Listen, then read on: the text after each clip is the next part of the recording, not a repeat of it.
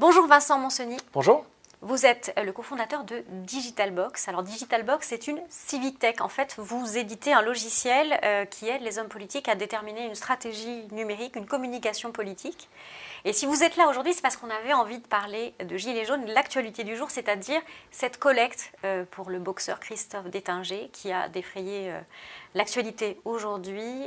Litchi a fini par fermer sa collecte puisqu'il s'agissait de Litchi. Est-ce qu'on peut parler de ça avec vous? Comment est-ce qu'on peut interpréter cette collecte et puis l'emballement médiatique autour de cette initiative? Alors, on peut déjà dire que c'est une première.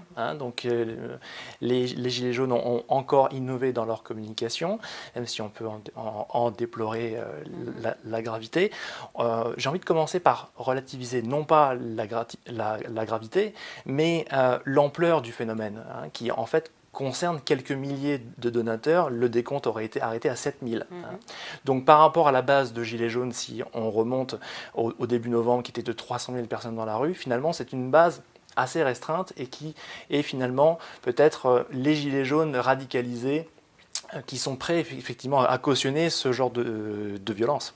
Ils ont recruté les organisateurs de cette cagnotte sur 2 pages Facebook qui contiennent à peu près à elles deux 480 000 abonnés. 2 groupes Facebook qui marchent très bien depuis l'origine du mouvement. L'un est à 330 000, l'autre est à 180 000. Des groupes Facebook qui sont alimentés quotidiennement, qui ont bénéficié à plein du changement d'algorithme de Facebook dont on pourra parler un petit peu plus tard, et qui effectivement sur ces pages, sur ces groupes Facebook en question, à partir du moment où vous lancez un événement, où vous lancez une action, vous avez quasiment une garantie d'avoir effectivement un certain retour. Et là, effectivement, ça a marché à plein, donc avec cette cagnotte, ça aurait pu être autre chose. Et il y a eu aussi après la reprise médiatique, forcément, où il va y avoir un commentaire, puis après un commentaire politique, les commentaires de quasiment tout le monde après, également sur les réseaux sociaux, ont contribué à alimenter pendant 48 heures cette collecte. Alors finalement, Litchi, donc la plateforme qui recueillait la collecte, a dû fermer la page et a pris la décision d'arrêter la collecte. Ça pose une vraie question quand même. Le rôle de cette plateforme dans ce débat, son irruption dans ce débat, alors ça n'est pas illégal ce qu'elle a fait, mais est-ce que c'est moral? C'est ça, voilà, donc c'est aussi la grosse question. Les plateformes, alors bien sûr Litchi n'est pas l'éditeur, ce n'est pas eux qui ont lancé la cagnotte, mais ils l'ont hébergé pendant 48 heures, et effectivement ça prête à controverse. C'est aussi donc une première pour eux, ils n'ont jamais été confrontés à ce genre de cas, mais on pourrait effectivement se poser la question des mesures qu'ils auraient peut-être dû prendre, peut-être dès hier, est-ce qu'ils auraient dû l'arrêter?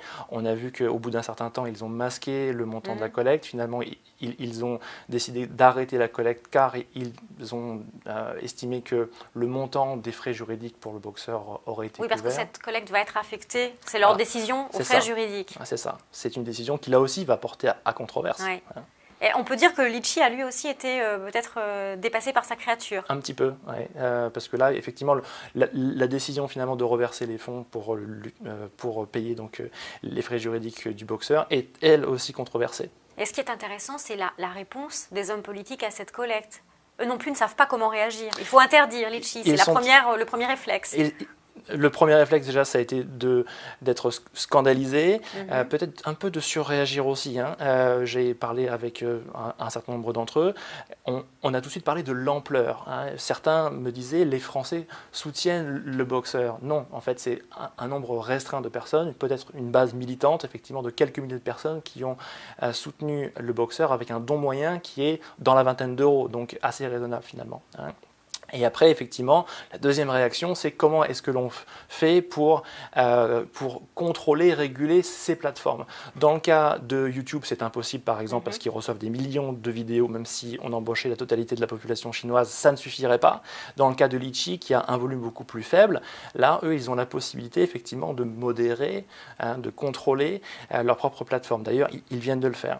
Maintenant, effectivement, est-ce qu'il faut redéfinir un cadre légal? Là, les parlementaires vont certainement s'en emparer. Ils ont aussi besoin qu'on leur fasse un travail de pédagogie pour bien comprendre les enjeux et le fonctionnement de ces plateformes. Ce qui est intéressant, c'est que cette affaire des Gilets jaunes, ce déferlement des Gilets jaunes, il est en train de rebattre complètement les cartes de la communication politique. Ça ne se passe plus où ça se passait avant. Comment est-ce que vous voyez ça, vous, en tant que professionnel de la Civic Tech? En tant que professionnel de la Civic Tech, on voit qu'effectivement les endroits de conversation, les outils ont complètement changé. Pour un politique aujourd'hui, il est fondamental de comprendre ces nouveaux phénomènes et ces nouvelles campagnes. On voit effectivement, là, on est en train de parler de précédent. C'est la première fois que ce genre de cagnotte arrive. Donc il faut vite comprendre pourquoi ça arrive, comment ça a fonctionné, où est-ce qu'ils ont trouvé leurs quelques milliers de donateurs, comment est-ce qu'ils ont fait pour collecter autant d'argent en si peu de temps. Ça, il faut vraiment le comprendre déjà pour se rassurer.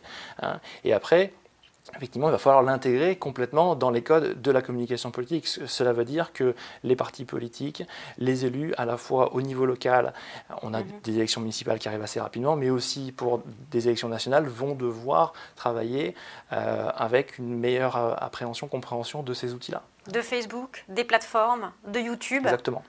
Mais oui, alors comment est-ce qu'on réagit face à ça? C'est quand même un mode de communication politique qui est désordonné, qui est émietté, qui vient de partout, un peu n'importe quand, avec un peu du bon, du mauvais, du vrai, du faux, de la fake news. Comment est-ce qu'on peut appréhender cette matière totalement mouvante? Disons que là, on rentre dans une période un petit peu éruptive. Alain Duhamel d'ailleurs a fait un très bon papier juste avant les fêtes de Noël et comparait la période actuelle avec mai 68 ou d'autres mouvements un peu insurrectionnels. Et effectivement, il disait que l'opinion allait avoir des sautes d'humeur pendant peut-être les 6 prochains mois et qu'on allait voir effectivement des nouvelles formes d'expression et peut-être des mouvements, des formes d'expression de cette colère diverses et variées. Donc il faut se préparer effectivement à avoir une utilisation différentes d'outils que l'on avait jusque-là. Litchi est très connu depuis quasiment une dizaine d'années, on n'avait jamais eu ce cas-là. Il faut s'attendre effectivement à ce que des outils, peut-être demain une plateforme de pétition comme change.org aussi, soient utilisés à des fins qu'on n'a pas, avec des nouvelles finalités, des nouveaux usages. Voilà. Donc c'est une disruption complète de la communication politique. Il ne faut pas se laisser ubériser, il faut s'emparer effectivement de ces nouveaux outils. Vous avez observé de très près ce qui s'est passé en Italie avec le mouvement 5 étoiles, qui pour vous était une sorte de laboratoire de ce qui est en train de se passer en France. Et pour le coup, la classe politique italienne n'a pas compris ce qui lui arrivait. La classe politique italienne n'a pas compris ce qui lui est arrivé. Effectivement, le mouvement 5 étoiles donc, est né il y a déjà plusieurs années. Donc effectivement, ils ont encore été un laboratoire politique pour la France et pour l'Europe. Des groupes de conversation, les réseaux sociaux, effectivement, avaient contribué, permis au mouvement 5 étoiles et à ses supporters de se rassembler et de s'exprimer. Et c'est un petit peu ce qu'on est en train d'observer aussi en France. Donc avec cette recomposition politique où on commence même à se demander quel est le poids d'une liste gilet jaune. Quelle en serait sa composition? Est-ce qu'il y aurait des ralliements d'autres partis ou d'autres composantes politiques? Donc effectivement, la communication de ces organisations et tout ce qui en découle, toutes les conséquences, on peut effectivement être en train d'assister à un mouvement 5 étoiles à la française. Une dernière question, Vincent Moncenis. Là, on parlait du personnel politique. Comment est-ce que l'État lui-même, son administration, doit appréhender cette révolution numérique de la citoyenneté qui se déroule sous nos yeux? L'État doit s'emparer aussi des nouveaux outils. Si on parle de Civic Tech, ne serait-ce que pour la participation à des élections, aujourd'hui, l'État, à travers ses préfectures, se contente, entre guillemets, d'envoyer un courrier quelques jours, une semaine avant une élection pour informer l'électeur. Aujourd'hui, quel est le taux d'ouverture de ces courriers? Réponse très faible. Peut-être qu'effectivement, il faudrait au moins avoir peut-être un système de messagerie à minima par SMS ou pour les réseaux sociaux, ne serait-ce que pour informer les électeurs qu'il y a une élection. À l'automne dernier, seulement 30% des Français étaient au courant qu'il y allait avoir une élection en mai prochain. Le décalage paraît incroyable. Donc, avant de vouloir que les gens votent pour tel ou tel parti, encore faudrait-il qu'ils soient au courant qu'il y a des élections. Merci beaucoup Vincent Moncenis. On se rend compte de l'ampleur du travail qui est devant nous, qui est devant nos dirigeants.